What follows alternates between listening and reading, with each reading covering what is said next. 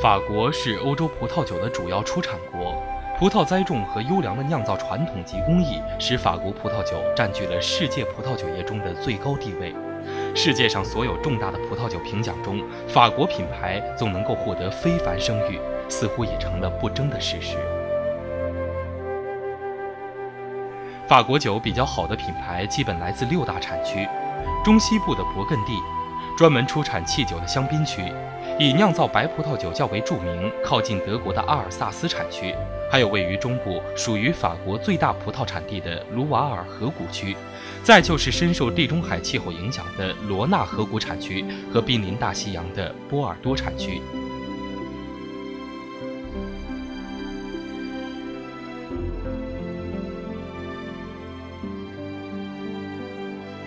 拉格酒庄是法国波尔多地区的一个中级酒庄，这里用于酿酒的葡萄大部分都在这些依附着山势所开垦的坡地上种植。好的葡萄品种在生长过程中，阳光的照射量非常重要，因此向阳的种植坡地比起平坦的种植园更显优越。拉格酒庄的葡萄园大部分都在波尔多梅多克区的这些坡地上。由于这里的土质优良，而且坡地的斜面每天都能够使葡萄最大限度地接收阳光的照射，所以这里被称作是波尔多第一阳光坡地。在秋天收获的季节里，每株葡萄的果实基本上已经成熟了，但什么时候才是采收的最佳时刻呢？作为拉格酒庄的酿酒师卡琳娜，每天清晨都到坡地上小心地观察每片地里葡萄的成熟情况。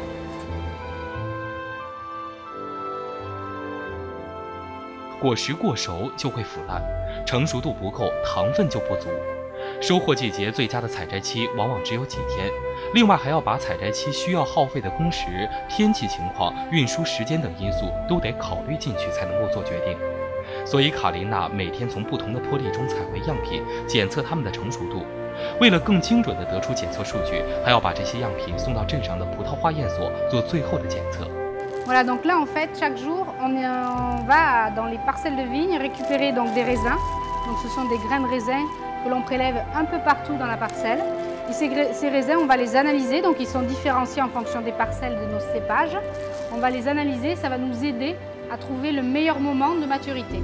Donc on goûte aussi les raisins, mais on est aussi aidé par des analyses en laboratoire qui nous précisent le bon jour pour la bonne récolte et faire des vins donc rouges de qualité. 如今，法国的很多葡萄园都采用机械来采收葡萄。由于采收机设计精良，其功能比起手工采摘已经没有太大区别。但使用机械采收会使工作效率大大提高，收获期越短，葡萄的保鲜度就越高。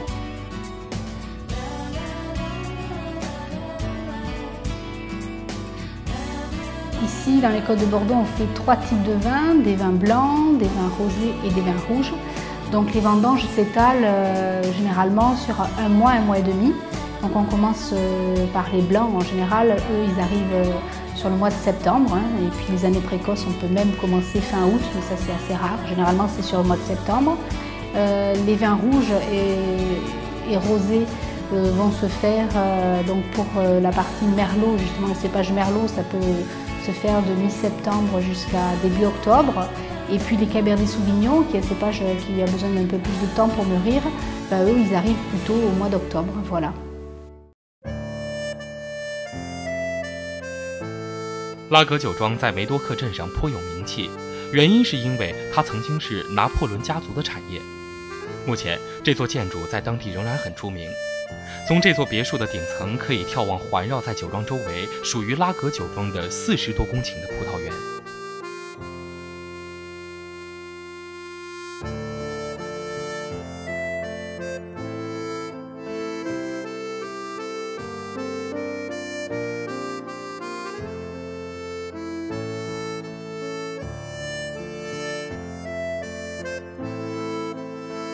拉格酒庄的红酒一直采用这个地区广为流传的几个优质品种来酿造。拉格酒庄主要生产的是红葡萄酒，这里的主要葡萄品种是美乐，另一个是赤霞珠。美乐会让红酒的香气更加明显，并且带有柔和的口感；赤霞珠的单宁会让酒醇更加丰富，更有层次。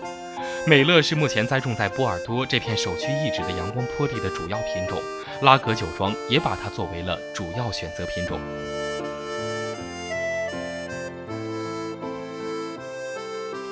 虽然拉格酒庄主要酿造红葡萄酒，但白葡萄酒也随着市场的受欢迎程度提高而逐渐开始增加产量。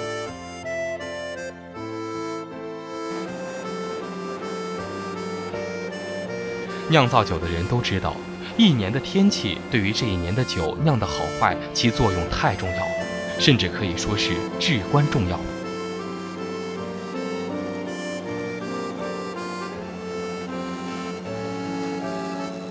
Alors en fait, c'est pas nous qui décidons réellement ça, c'est surtout la météo qui fait qu'il y a certains millésimes. Donc on connaît les plus connus, en tout cas dans la région bordelaise, ça va être pour les derniers, c'est l'année 2005, l'année 2009 ou l'année 2010 qui sont des très bons millésimes, avec on peut dire pour le 2005 une année même exceptionnelle. Donc ça c'est les conditions climatiques, en fait la météo qui nous aide certaines années, qui font qu'on va avoir des conditions idéales tout au long du développement de la vigne et notamment au niveau de la récolte. Il faut tout simplement un bon équilibre entre les pluies et puis le soleil et l'ensoleillement, voilà, pour avoir une meilleure maturation. Donc après, chaque année, on peut faire du vin et on fait des vins corrects quand même tout le temps parce qu'on fait beaucoup de techniques qui font qu'on arrive toujours à faire des vins et à élaborer des vins corrects. Mais effectivement, il y a des années plus généreuses que d'autres et c'est pour ça que certaines années, on parle de grands millésimes où au final, dans les grands millésimes, il est très difficile de rater un vin.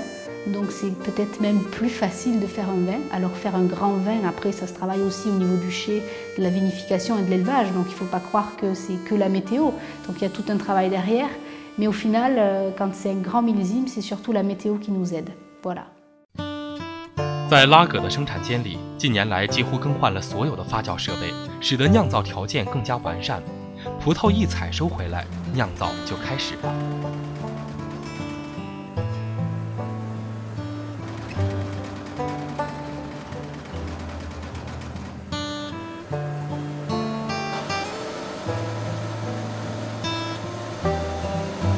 葡萄酿造包括2个过程，第一步，先用葡萄来产生酒精，通过酵母的作用把糖分转化为酒精。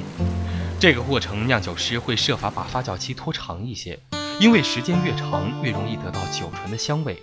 但为了防止发酵期过长而使发酵液变坏，就必须把温度控制得较低，直至在发酵期快完成时再把温度提高，为的是使发酵液中的单宁成分能够凸显得更加强烈。这个过程完成之后，发酵液就变成了酿酒的葡萄汁了。下一步是将葡萄叶通过再一次的发酵，将其中的苹果酸转换为乳酸，这样红酒中的酸味才会被去掉。改造后的结构让酒香醇四溢，并且能够长时间保存。2次的酿造大概需要4周时间，这时间虽长，但是这过程可是必不可少的。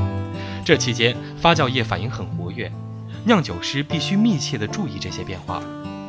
发酵的过程本身就是一个平衡的过程。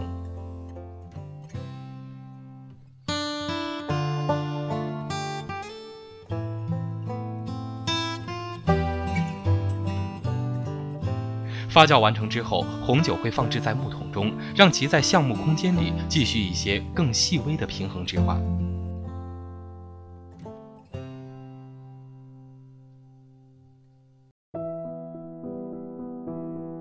为了保持葡萄品质，拉格酒庄目前正在规划性地对葡萄园进行种植改造。Tolosongar est en pleine restructuration actuellement, mais quand on aura récupéré donc toutes nos vignes en place qui seront en production, puisqu'on en a qu'on a replanté qui sont assez jeunes, donc on aura une production annuelle de 260 000 bouteilles à peu près à Losongar. Donc ça correspond à une quarantaine d'hectares si vous voulez convertir donc sur une surface, donc à peu près 40 hectares de vignes vont nous donner 260 000 bouteilles à vendre chaque année. 这是拉格酒庄的橡木桶储藏间。En fait, l'élevage en barrique, c'est quelque chose qui se fait surtout sur des vins qui sont destinés à la garde. Donc à Château-Lozangard, on fait deux types de vins, essentiellement en rouge. On va faire un vin qui est plutôt souple sur le fruit et qui donc va avoir un potentiel de garde un petit peu moins long.